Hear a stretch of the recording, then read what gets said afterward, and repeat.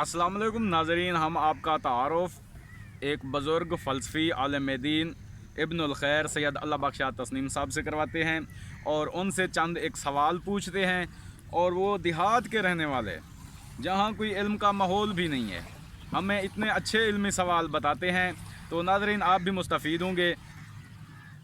آج ہم نے جی آپ سے سوال کرنا ہے کہ علم کیا ہے، اس کے بارے میں ہماری رہنمائی فرمائیں۔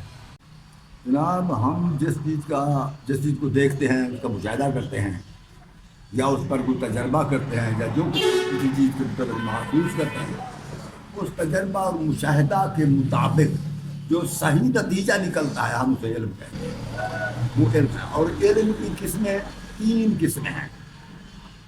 ایک ہے علم بدہی، یعنی واضح علم، ظاہر کسی چیز کا علم، جو ایک چیز موجود ہے، مثال کے طور پر سورج موجود ہے تو سورج کا علم واضح ہے، بدہی ہے کہ ہم دیکھ سکتے ہیں کہ سورج موجود ہے۔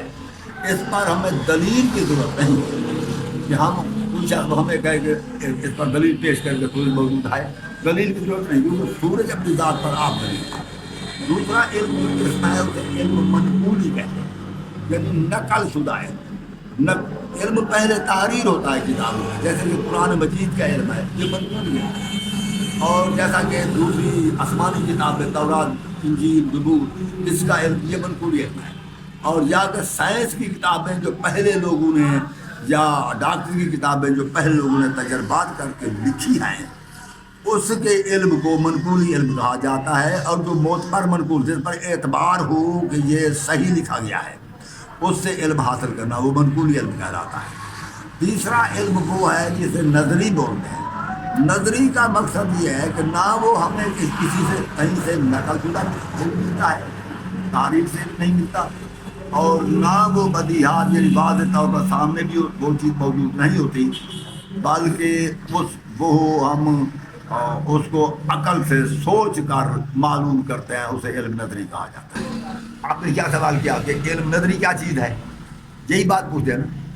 تو علم نظری وہ چیز ہے جو ہم دلیل سے ثابت کرتے ہیں کہ یہ بات صحیح ہے، تو اسے علم نظری کہا جاتا ہے۔ وہ نقل شدہ ہمیں نہیں ملتا علم، نہ تجربہ مشاہدے میں آتا ہے، تو وہ جو ہم دلیل سے علم حاصل کرتے ہیں اس کو علم نظری کہتے ہیں۔